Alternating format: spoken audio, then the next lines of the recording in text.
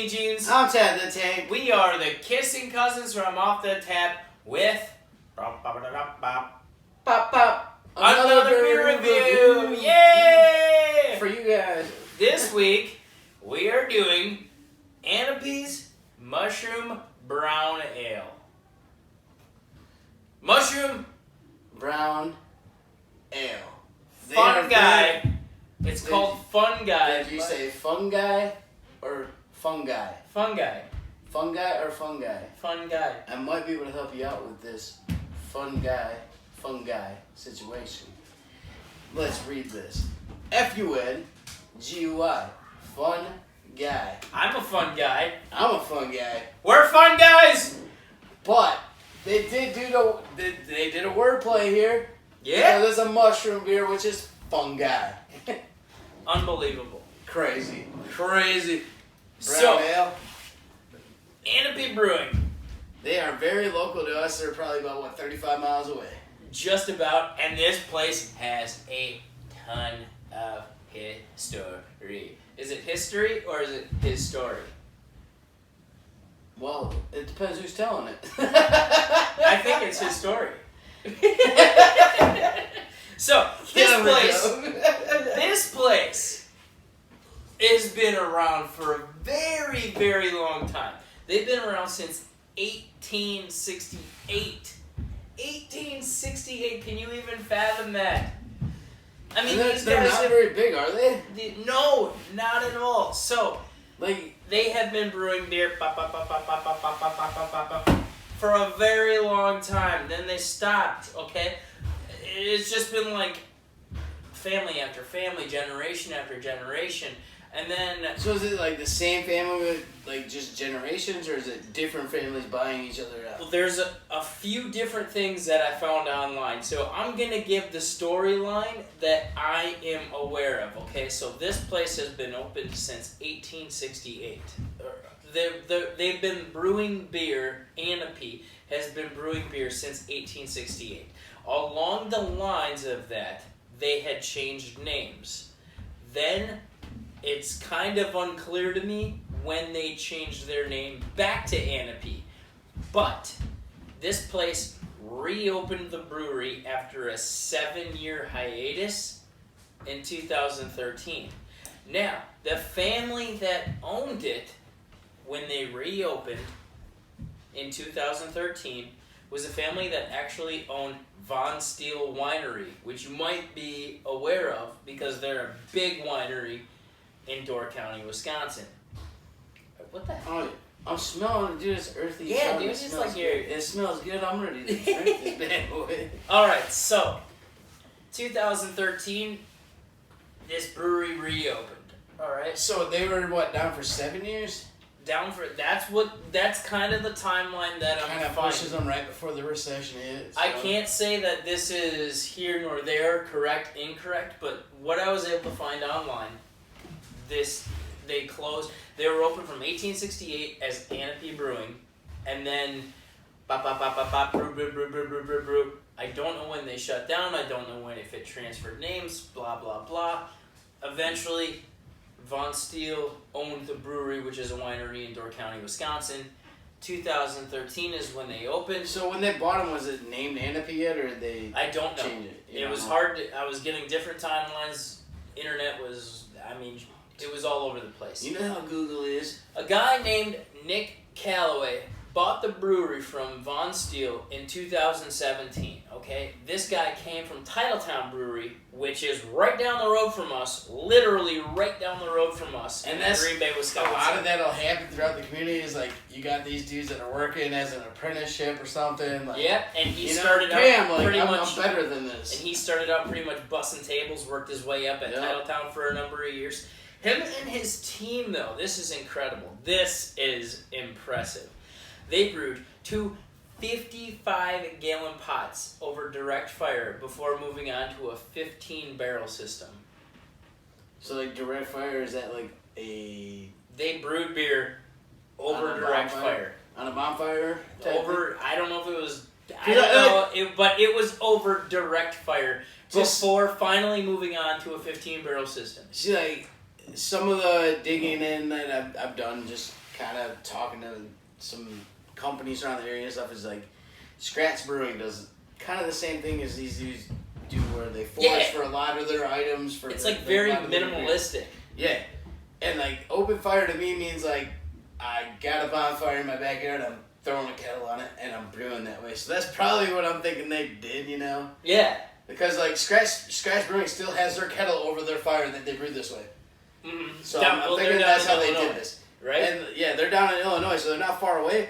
And these dudes are knowing kind of on the same scale as them for what they do. Exactly. They forage and they harvest their own stuff for their ingredients. So for their fermentation, they used 300-gallon plastic totes and controlled temperatures just by moving them into different areas in their cooler. Different sunlight. Yeah, it basically is what it was. It's like they moved them into different Crazy zones. thing is, like, I know exactly where they're coming from, because I've looked at those options, like, trying to start out as a young brewer. It's like, well, you've done that already. Like, There's been different things that you've done here that is like heated in each room, and you're like, keep that door shut. And I'm like, God damn, what are you doing? You can kill my stuff. Yeah. So previously they were owned by the Schmiling brothers. Schmiling brothers. But they went to the circus. They were the ones that ended up selling to Nick to further pursue the whole Von Steele winery ordeal, which is a fantastic winery in the area. And oh, dude, they got really good wines. We have a pretty good. I have quite the insight or the inside scoop with Ahnapee because of someone that I know that lived in the area. Shout out to Jamie Rankin, son of a bitch. Says he watches all of our videos. I doubt it. He won't see this. He won't even know we're shouting him out unless we hashtag him. Yeah, exactly. I'm not even going to hashtag him. By the way, he always says that he beats me in cornhole. That guy never beat me in cornhole. You didn't know what cornhole is. Nah, he beat me in cornhole, and he doesn't stop talking about it. It's the only thing that he lives by. He wakes up every morning thinking he's the greatest because he beat me in cornhole. Anyway, I'm coming up from Algoma. He's a great guy. Helped me out with a lot of this information. I shot him a text. I said, hey, you're from the area. Do you know anything? Gave me a ton of insight. A lot of this information is from him. Whether it's completely accurate or not is probably my fault. But like I said, the beginning of the history was a pretty big gray area just because of the timeline. 1868 to about 2013, yeah, hard to find shit on the internet when it comes to that. So, let's dive into what the hell is in this beer, Tad. Alright, we're going to talk about this fun guy. Are you saying fun guy or fun guy?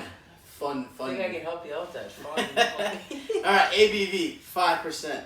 Okay, so, standard. Brown ale, that's pretty standard. Color, it's brown.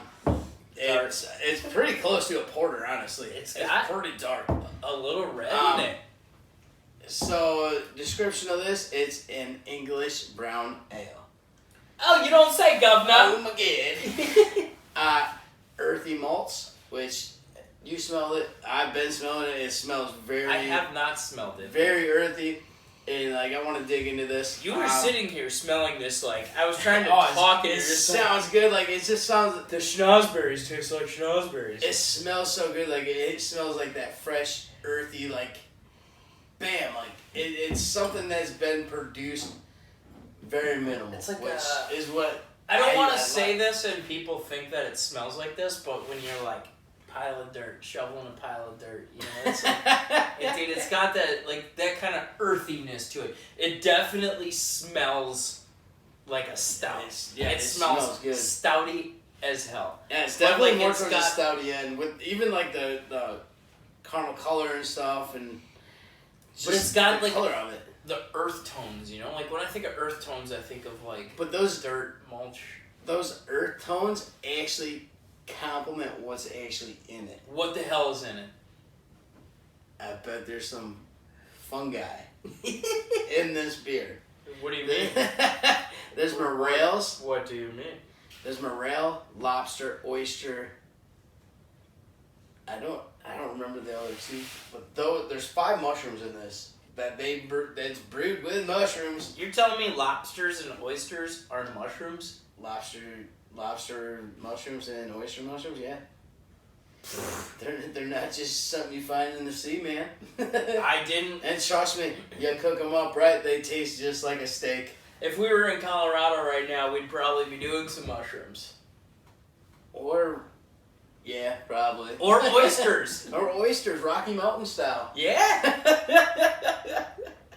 Let's give this bad boy a whirl. There's nothing that hops for this. Screw it. I think this is like a forest beer, and they're just like, man, put some spruce in or something. Dude, that's a pretty well put together beer, dude. That is, It's very like mellow, drinkable. mellow is good. It's a mellow, good word to yeah. describe. It's mellow. It's drinkable. They say the warmer it gets, the more the fungi comes out of it. Well, yeah, the warmer it gets, the more I'm drinking. I'll tell you what, wintertime, I ain't doing shit. Summertime, fun guy. I'll tell you what though, this is very different than most stouts, yet it still holds the body of a stout with a completely different flavor. I think it's more of a porter body. It's a little bit lighter than stouts they're more of a creamy, like yeah. Porters are a little bit more liquidy. Like I think this is along a. For being an ale, I would call this a porter. This isn't an ale though. Yeah, it's an English brown ale. But it's a stout. No. No, this is not a stout, dude. This is a mushroom brown ale. I thought this was a stout. Nope, this is a brown ale. Which is pretty crazy because... You got... Yeah, just blew your mind. You just blew my mind. Like, that's a brown ale. Like, it feels like a porter to me, like 100% porter. This is... I don't want to say I'm embarrassed because I went completely off of flavor. And this seemed pretty stouty to me. Yeah. So, it's like... This is... I want to say, like, for an ale, I gotta rate it low. But for an overall beer, dude, this is a quality beer. Just the naming might be a little bit off. Okay. You know what I mean? Like, like I can't hate the beer. If So it's here's a good where- beer, it's a good beer. Here's where I'm at with this. I guess I took the name for granted. What, fungi or fungi? No, It's just fungi. being a stout or being an ale, because I just like in my head When you see the color, it's like I never Jesus. made the connect with it. I guess I never processed that this is an ale. I just always looked at the color and figured, oh, that's a stout, even though I was saying ale the entire time. It just didn't process. Yeah. It's crazy. This I mean, it's a little bit lighter than a stout. A stout you can't normally see through. There's a little bit of like... Well, like I said purple earlier, brown haze there to was it. some red, so that would make sense given that it's an ale. Wow, I got a lot to digest. I'll give you my rating for drinkability right now. I don't even know where you'd start. Drinkability, if you're looking for a porter and you're starting out, I would start here and work your way up to an actual porter. Because it's kind of like those beers were like, what are they? The bent paddle we did. Okay, a black ale. The black ales. That's All what, right. Maybe that's what it is. Like All right. a black ale is So- what I would call this. So, like what I thought it was originally, where it bridges because that of- gap. because of the color, I thought stout. You're saying porter. I would disagree. Like the black ale. The consistency definitely is ale. Yeah, It's like not if we did if I compared that to any beer we did a review on, I'd say the black ale from Ben Paddle. It's not thick, it's not heavy, so it's definitely an ale that way. I did say that there is some red hint to it, so that is definitely an ale characteristic. Jeez, like I can't stop. Drinkability for somebody like I I wouldn't say. I would say beginner to or intermediate to beginner. If you want to confuse the hell out of somebody that has never had craft beer, yeah, maybe say intermediate to beginner. But I mean, drinkability though, you got to think about it. Like, is it something somebody could drink? Yes. Right. So there, like, it's there. Now that I know that this is an ale, this is a. It explains the carbonation in it. Yeah, definitely. It explains the head. It explains the carbonation. Mm-hmm. Geez, I feel embarrassed right now because I feel like an idiot. No, seriously, there's a lot going on. There's a lot of different characteristics. The fact that you could confuse this for an ale, a porter, or a stout really says something. Yeah, like I think they really have something special going on here. The flavor, dude, I love the flavor, man. Like I love it, dude. I think the smell, like that earthiness, like just it drives me into like stuff I want to do for brewing. Yeah, dude, it gets you to what beer was. I feel like this. I wouldn't drink it for the summer. No, it's not summer beer. This reminds me of like, damn, I'm in the trenches working hard. Like it's gritty. This is a gritty beer. It's something I would want after days of getting my ass If you're just like, you got home and you were just like, I had a shit day, I need 12 beers, this isn't... Bam, I'm going to pick some mushrooms I'm going to drink tonight. But if you're like, I just need to go home, I need something that's going to hit me with all the feels, I just want to sit down, sit back, turn whatever the hell on, not pay attention to it, and just digest for a half hour. This is a great beer. Dude, it's a good beer. I'm rating it pretty high. Like, I don't care if it's an ale, porter, stout, whatever. Dude, this is a good beer to me. What are you giving it? I'm giving it an 8.3. Based on the fact that I have been confused as hell as to what it is. You really don't know what it is, which is good because that's what a beer should do. Right? Confuse me, man. Give me, let me think about what this is. I don't want to sound rude with my rating, but I don't also want to sound like, hey, this is way better than it should be. I'm going to try to give it a fair grade. I think a 6.8 is a solid fair grade. I think this is really good. I'm going solely off of my personal preference of like what I want in a beer. That's what I'm doing right now. Like, for the style, I'm sorry, I'm not doing it this one. This one is what I would look for in a beer. What'd you give it? 8.3. 8.3, 6.8. We're a bit off the spectrum, but that I feel like is more your wheelhouse than it is mine. I love this beer. So, I'm going to buy more of this beer. Absolutely. I'm going to review I'll have one with you, and if you call me and say, I need a beer after work, I'm coming over, I'm having one with you. Because for one, I don't turn down beer. I love the flavor. The history of this brewery is astonishing. It's great. I think we're going to do a live video at this brewery eventually because it's so close. I got to make a trip there. We got to get a hold of these guys, see if they'll hook up with us and do something. Oh, yeah, for sure. Sorry we ran so long. This has just been... It's mind-blowing. This beer is crazy. It's been eye-opening. I mean...